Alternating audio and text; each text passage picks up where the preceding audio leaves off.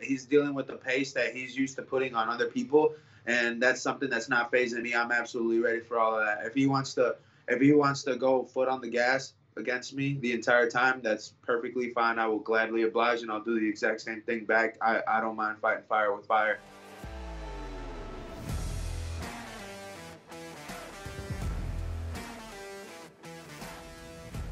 All right, man. Let's jump into it. TWC, you're back with them. You fought for them earlier in your career. You got a good win in that fight. The vacant Bantamweight title is going to be on the line. Matthew Elliot. When you got the name, what were your first thoughts? It was there was no surprises. I knew that name was gonna come around eventually. He's a really good grappler. We have pretty similar styles, so I knew it was only a matter of time. He's a savage. He takes tough fights. So I figured if I was coming back to Michigan, he was probably gonna be one of the dudes that got brought up since he just is so well respected in the grappling department. So I was all about it. It was something I've been ready for a while. And I saw that you signed this fight like days after your last fight. So was this like something that was in the works even before the Chaco Worthy fight? Yeah, we already knew about it since like October, and the thing is, he was asking me to book like to sign the contract since before the fight, and usually that throws me off. I don't like it. I feel weird about doing it, but I just said whatever. I mean, it's an opportunity to be at home and do what I got to do, so it worked out perfect. I was already the contract was already signed since before the Chaka fight. I just don't like putting it out there. I don't like talking about it. I told him I didn't want a fight poster until after. So luckily, he kept my demands and he was able to make it happen. And here we are. 2 weeks out, a little over 2 weeks out now. So time flies. We're ready to get back in there. Yeah, time flies, and sometimes that could, like you said, it could like throw you off. I mean, thinking too far ahead. Sometimes fighters do that and they can't focus on the moment. I feel like we saw the other weekend with Giga Chikaze. All week he's talking about Volkanovski. He's not taking the title fight against me, and then he goes in there and gets outworked tremendously by Calvin Kattar, and Kattar just kept quiet and focused on the task. That's what it is, man. In this game, like you can't overlook anybody. It's anybody's fight on any given day. It's just who shows up. And Calvin Kattar got ice in his veins. He's gonna show up every time, guaranteed, no matter what. He ain't tricking nobody. And Giga was just worried about all the wrong things. You could tell. And it happens to everybody. Everybody at some point you get caught in the hype. You get caught in the media, you get caught in something, and it's easy to lose focus in this game, especially the higher up you go. And I've only experienced so much of it, so I couldn't imagine what it's like on his scheme. But at the same time, you gotta stick to the ground rules. That's one of the ground rules. Number one, don't overlook your opponent, and that's the first thing he did. That's not a good look for him. And the worst part, right after, he kept talking. Yeah, it's ridiculous. To me, what I mean, like, to be a fighter, that's already hard. To be to be a fighter at a level like that, a championship level, a top 10, top 5 in the world level, you have to have some delusional aspects about yourself, because that's where kind of like a lot of that confidence comes from. And but yeah, to each his own. If you want to continue talking, he can do that. People are gonna bag you for it, but then when he comes back and wins, they're gonna forget about it. But if he loses, they're gonna remember it. That's the game. Oh, exactly, man. You're only as good as your last fight in this game. There's always gonna be haters. There's always gonna be people saying stuff as soon as the fight's over. But you go out there, like you said, and go and get another dub. People forget all about it, and they love you all of a sudden again. So you can only take it with a grain of salt. At the end of the day, you only owe it to yourself to keep it real with you, and everybody else doesn't really matter, because at the end of the day, win or lose, you're the only person that's really going to be there, you and your, super close people. But that's about it, So I've learned to not worry about any of that other stuff anyways. From my research on your upcoming opponent, Elliot, man, he's stepping up to 135 after fighting at flyweight the last couple of fights. How do you feel about that move? He's actually fought at 35 before, like his first couple fights, and then worked his way down to flyweight. Who knows? I mean, in his last fight, he got injured. Maybe it had something to do with the cut. You never really know. But I've seen him in person. I know what he looks like, and we're pretty similar builds. So I'm not really thinking he's necessarily going to be the smaller guy. Maybe he'll be used to fighting a smaller guy, which isn't me.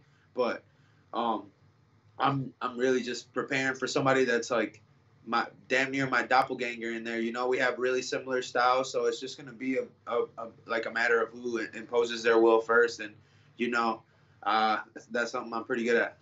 A lot of people think that, when you're fighting somebody that has a similar style, it might be easy, but actually it's probably twice as hard because they might know exactly what you're going to do and you know what they're going to do. So it's all about who makes the first mistake. Exactly. And that's honestly, in this game, like, you gotta have incentive. You gotta have something that moves you. For some people it's money. For some people it's fame. For me, I like the challenge. And the challenge to me is everyone thinks this dude's the best grappler in Michigan. You know what I'm saying? So I'm gonna go out there and show that I'm the best grappler in Michigan. There's absolutely no doubt in my mind I'm a better grappler. So I don't mind the fight going there. We can do that. But ideally, I want to go out there and do something flashy, get him with some good shit, and get up out of there. And just highlight that I'm clearly the better fighter, but it's not always going to go like that. And you got to be ready for it to get nitty gritty for 15 minutes. It's not always going to be pretty. And I'm just prepared for absolutely anything. But regardless, I plan on getting my hand raised one way or another. I'm just preparing for any case, any scenario whatsoever. Yeah, Elliot also, he hasn't fought in over 2.5 years. Since, you like to start fast, you have a lot of first round finishes. Could that ring rust be a huge problem for him? I personally think so. I think it's going to be, he's dealing with the pace that he's used to putting on other people. And that's something that's not phasing me. I'm absolutely ready for all of that. If he wants to go foot on the gas against me the entire time, that's perfectly fine. I will gladly oblige, and I'll do the exact same thing back. I don't mind fighting fire with fire, especially in a matchup where, I'm confident in my skill set, and I'm confident that, I've done the work. I've prepared, and he's not bringing anything that's going to surprise me. I'm ready for the best possible Matt Elliot, and I'm going to prove that I'm the better grappler, I'm the better fighter, I'm the better athlete. The grind of training camp, man, it's regular people don't know anything about it. I'm just going to put it out there. What part is the toughest for you? Like what week, or what, I don't know, I guess what portion of it? I'd say for me the hardest part is probably the last 2 weeks. 2 weeks exactly is when I have my last hard sparring. So my last hard sparring is going to be this Friday coming up, right? And after that, usually that's the point where it starts to get everything starts to slow down, and it gets a little slower, and you start to feel everything more. Your body's getting a little weaker, it's getting a little smaller. So you start feeling things you don't normally feel. You got to take away important parts of your training camp closer to the end, like the food, the certain nutritional stuff, certain things in general, like certain supplements, whatever. You got to stop taking them leading up to a fight, and that's a big difference. And so to me, the last couple of weeks start getting a little like crampy and stuff like that when it comes to changing up my diet and things like that. The only thing that changes is the portion sizes, but I think that does a big difference. And as any fighter knows, it's the mental grind more than anything. Your mind starts to get tired towards the end. Some people catch wind, some people are the opposite. And me, I'm one of the people that I do this every single day, no matter what. So I'm discipline is more important than motivation. I don't need motivation to go to the gym. I need the discipline that's going to get me up and get me to the gym every single day like I have to. But, those last couple weeks, you really got to start talking to yourself like, hey, man, let's go. This dude's training. So you got to train the same. You got to train hard and keep doing what you do. So it's definitely it's a love-hate relationship with it, because I also feel like it's what sets me apart. The conversations I have with myself those last couple of weeks are what make me. And those are the ones that show on fight night, because I did everything possible to be there. How do you see yourself snatching that belt up? Honestly, I think he's going to make a mistake early on. I feel like he's going to have a whole lot of nervous energy going in there. He's going to press forward just like he always does. And I think that I'm going to have too good of footwork and too good of movement to stay in front of him. He's going to start getting sloppy early because he's going to start getting desperate, and I think I'm going to finish him either late first, early second, same as usual, I'm not sleeping on him at all. I think he's a phenomenal competitor, but I prepare to beat the best. I don't prepare to beat average guys. So I'm excited to go out there and showcase my skills against somebody who has a high caliber in the jiu-jitsu. You win, you move to 7-1, you have a shiny new belt. Where do you think that takes you in your career? I don't know, man. I think the big thing is like, I feel like that's gonna be my like the big thing for me is it feels like it's gonna like a flipping of a chapter almost. You know, this is what I've wanted to do this since I won the amateur belt there. I was like, one day I'm gonna graduate to the pro belt. You know, so it's cool. I'm gonna go out there, get a little strap and all that. But really, what I care about is the fact that I have the opportunity to go out there and showcase my skills against a real tough ground guy. It's something that I've never really had to go against. So this is my first time going against a high level grappler. And I just want to put together a great performance and keep collecting these performances up like, you know, gems, like one at a time. Just add it to the collection, and whatever comes next, man. I hope this helps people take notice. And I'm really out here, you know. I might have a loss on my record, but I mean, I'm not out here running from nobody. I'm taking good fights. I'm doing good stuff. So I'm just gonna keep getting better and control what I can control, let God handle the rest. You know, God has a plan for me and he's going to do everything for me.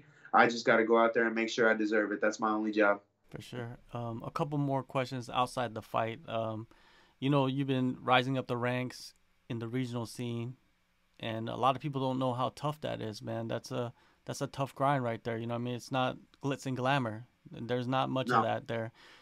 What are the toughest parts? You know, what are the struggles of being on the regional scene for, you know, for someone like yourself?